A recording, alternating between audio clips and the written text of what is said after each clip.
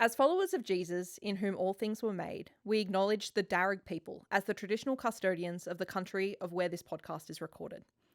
We acknowledge their continuing connection to the land and waters, and thank them for protecting this land and its ecosystems since time immemorial. We pay our respects to elders past, present, and future, and we extend that respect to all First Nations peoples listening today.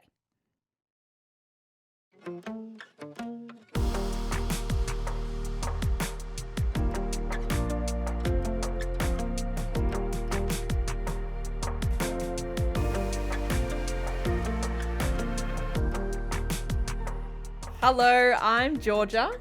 And I'm Simone. And welcome to episode 48 of the Hope Book Club podcast, where we gush about books, we talk about literature from a hope-filled Christian lens, and we hope this podcast makes you think, makes you laugh, but most of all, makes you read. And I've been doing a lot of reading, Sim. I'm feeling very pleased with myself, and also just, it just makes you feel good when you read a lot of books. It does, yeah.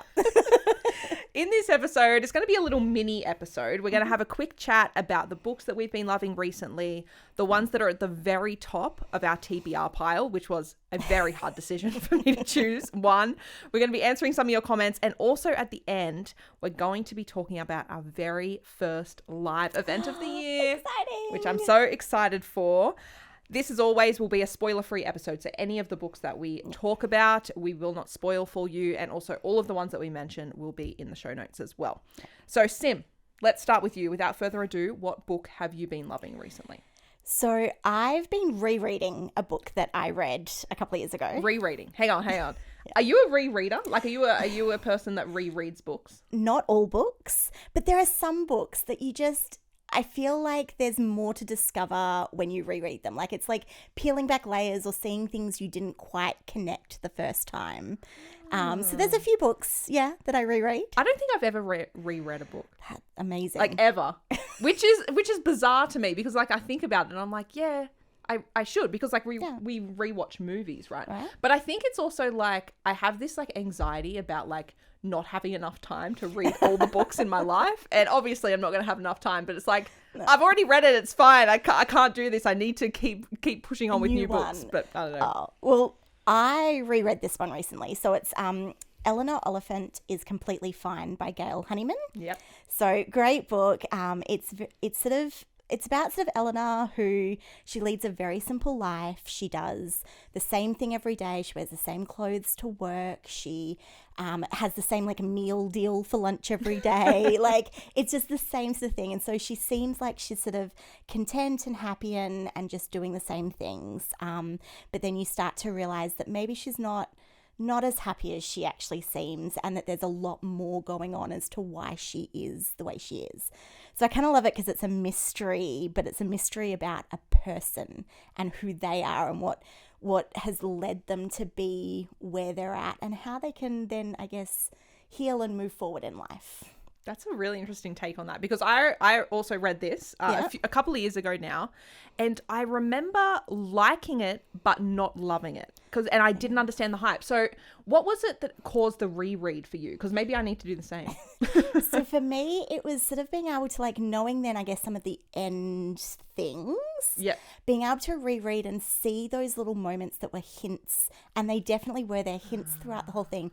So yeah, there are times she comes across as fairly unlikable, and very sort of like you're not quite sure what's going on, and some of the things can come across a little awkward or like inappropriate, I guess. Sure. To be kind of reading or said or talked about in that way, but it's not until you get to the end and you kind of discover why that it all starts to click into place. And so I reread it going, okay, I know the end now.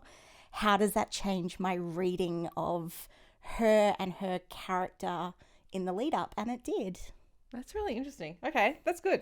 I do have to say though, definitely a few little trigger warnings for this one. There is some, childhood trauma, abuse, bullying, alcoholism, all of that in the book. So just be aware there are some trigger warnings there. Great. Thank you for the heads up. That's always helpful. One that I've been loving recently, and I brought the physical book along just for some show and tell. I cannot do that. Yes, we've already established you're a Kindle reader. I respect that. This is called The Best Kind of Beautiful by Frances Whiting.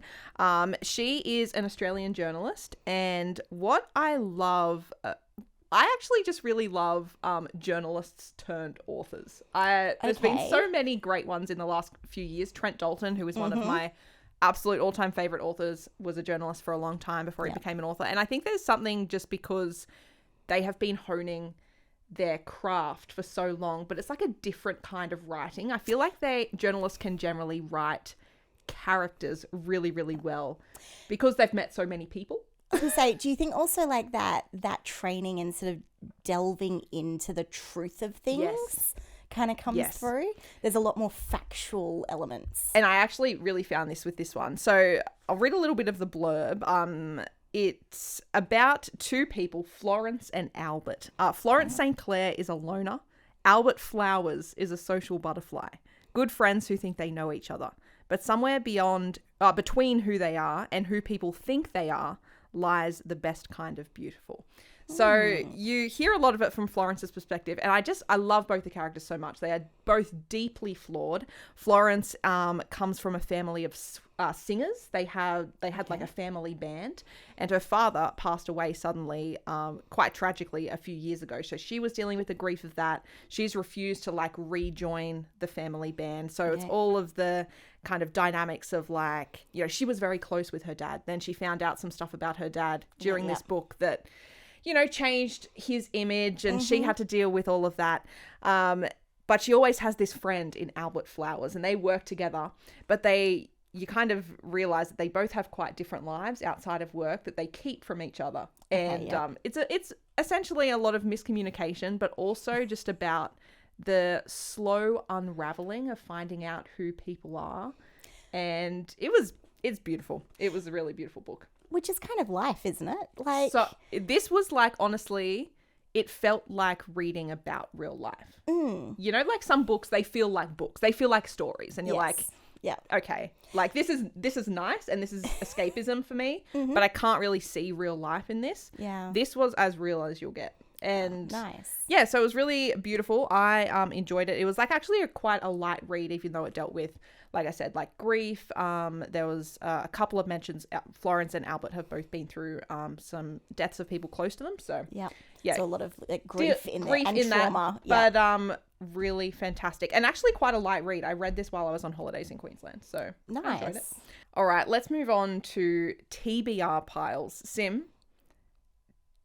I want to read so many books all the time. This is my dilemma in life. I actually genuinely have anxiety that I won't be able to, you know, read all the books that I want to in my lifetime, which is actually true because there's so many books.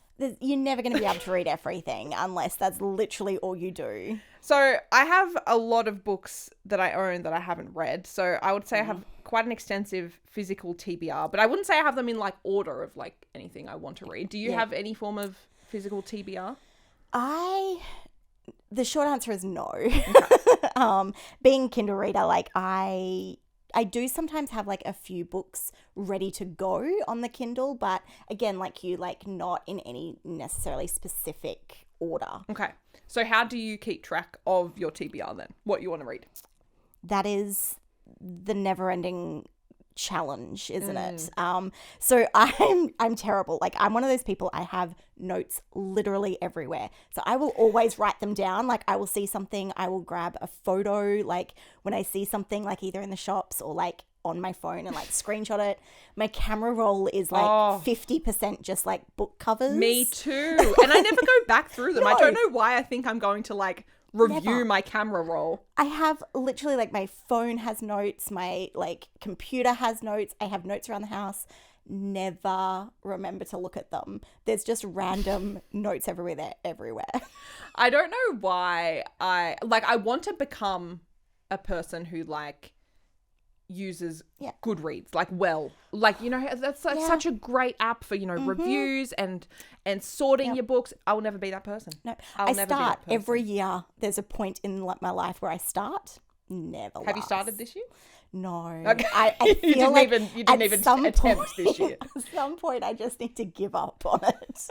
Okay, well, Except the way that I read. you must have something on your TBR. So what is one book that you're really, really looking forward to reading? So I really want to read like Daisy Jones and the Six by Taylor Jenkins Reid. Like the TV series is coming up, so like I really want to like read it. Maybe I want to read it before. And this is the debate I'm having with myself, right? Is, you know how the book is 95% usually better than the series or the movie? I would say or 99.9, but yes. There's All the right. occasional book that, series adaptation that's better. So the question then becomes like, do I read it before I watch the series and Yes. get like a little bit disappointed by the series?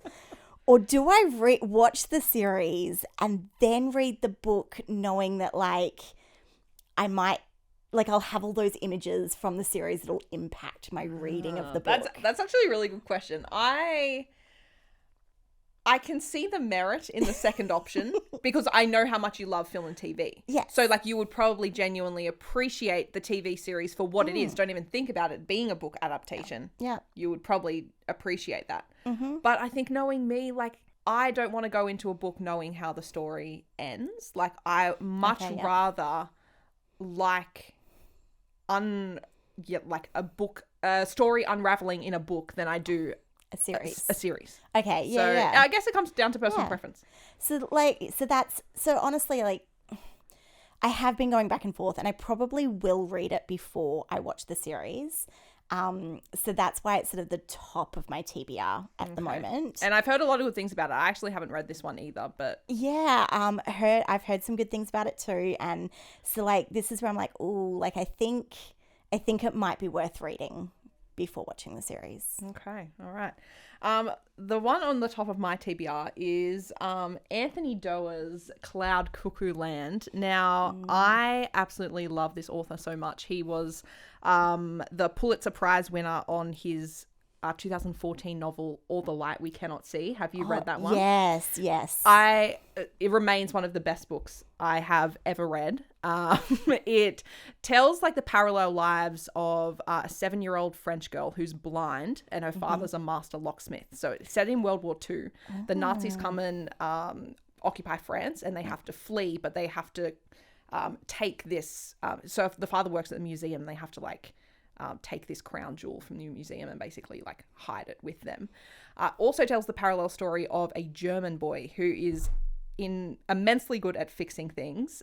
He's actually recruited by the Nazis eventually and he's like a child at this point, recruited by the Nazis to fight for them, and eventually the girl and the boy's lives intertwine at the end of the book. So it's like that parallel thing.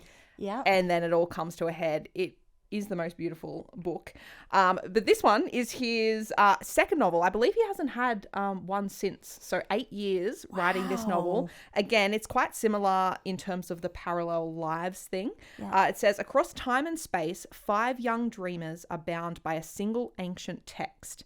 Together they tell the story of a world in peril, of the power of words, of resilience, and of hope against all odds. So this is going to tell like 5 different stories. From all the reviews that I've read, they say it's pretty much brilliant, but you don't know where it's going until right at the end. You have no idea how he can bring it all together, but he does. So I am most excited. Like that. Most excited to read this one. All right. Now, let's answer some comments. Some comments from our lovely book club members, which I have here on my phone. Big thank you to those that have messaged or, commented on the sent Facebook voicemails. group. Yep. Thank you. You can always send voicemails as well. We have a number, 0298547025. That is in the show notes as well. Yep. And we'd love to hear from you. Recommendations, what you've been loving. Anything like that. But these are just a few of the comments that we've gotten over the past few days. We asked what was the book that you just couldn't put down, and Julie said Cross Stitch by Diana Gabaldon or Gabaldon. I don't know how to say that. Yeah. Is that one of? It's one of the Outlander series. Right. So have you read or seen any of the Outlander series? I started watching the Outlander series, haven't finished. And I did start to read the book. I have to admit, it's one I haven't kept reading. Right. Okay. So this is just like one of. Because is it a whole book series? It's a whole series. Okay. Yeah. I don't even know how many. I think there's quite a few now, but I could be wrong. Okay. All right. Outlander. I know a lot of people do love Outlander. Yeah. And then Yes. a lot of people have found Outlander from the series and then have gone back and read the book. So. Yes. Janine also said she has been loving Lessons in Chemistry. And I have loved that one as well. I read that one. I read that one last year. It was a trigger warning for this one as well. Deals with sexual assault, but in a not a really, really heavy way, I will admit. It follows the story of a woman in the 50s who is a scientist and is just essentially trying to get respected for her profession, which is just so difficult. So difficult. She ends up falling in love, having a child, and then her partner dies suddenly. So it's all about her having to navigate science and the struggles with that, but also young motherhood as well. So and single parenting in that era on top of that would be it's a really, really great novel. So I recommend Lessons in Chemistry. And I love this from Larissa, who really loved The Garden of Hopes and Dreams by Barbara Hannay. That was our first review if you want to go back and check out the last episode there. She said that she really enjoyed it. The rooftop garden sounds magical. You could really feel the sense of community spirit and helping others in times of need. And in a world where we get so caught up behind screens, it was a gentle reminder about the important role communities, neighbours and churches can play in supporting those around us. It challenges us to step out of our comfort zones and get to know those in our circle. Yeah. I think that's really great. Absolutely. She's completely nailed that. And last one from Sally Ann saying that she's actually started rereading the Christy Miller series from her teenage years. Oh my gosh. It's always her go-to when she wants to refresh. I have never heard of this. Have you never? Okay, No. So this was a huge series back in the 90s, I guess, when I was a teenager as well. Like Christian novels very much like follows kind of Christy, who it's sort of like a period piece, I think, if I'm remembering the right series. But yeah, it was an absolute staple, like a classic, like 90s. Like I think almost all of my friends read that series, like in that era. Like it was definitely kind of like the Christian Babysitter's Club book, if you will, where everybody read it. Okay, that's actually really fun. Maybe I'll have to go back and read it. I feel like I'm missing out. Now, Sim, our very first live event is coming up at the end of March. It is. Tell us all about it, please. So excited for this one. So for those who haven't attended a live event with us before, it's like a Zoom. It's live, but not live. It's live, and it is live. We'll be live together, but you can do it from your own living room, from your own couch. In your pajamas. Pajamas are 100% acceptable. Make a tea or a coffee or whatever hot drink you love. Mm-hmm. And you can join us while we kind of delve into a book together. So it's usually only about 45 minutes. It's not a huge commitment, but it's a really fun way for us to get to know each other, for those who are in the book club to be able to meet each other through screens, but to really kind of have these conversations in person and live in person through screens. Yeah. So we're going to be reading for this one. Yeah. So we're reading The Wattle Island Book Club by Sandy Docker. So this is an Australian novel again. It's about a book club, which we felt was a little appropriate for our first live together. And it really it goes through a couple of different time eras. Really Australian, really kind of light, not too difficult to read, that kind of thing. So check that book out, see if you can, read that along with us. Again, we don't do spoilers, so if you haven't finished it or you haven't read it, you can still be a part of it. Head to the show notes or go to hope1032.com. .au. And you can register for the live event. Just registrations mean we can send you the link and maybe a little extra surprise as well. Just a little extra surprise. All that information will be in the show notes, by the way. So don't feel like you have to, frantically write things down.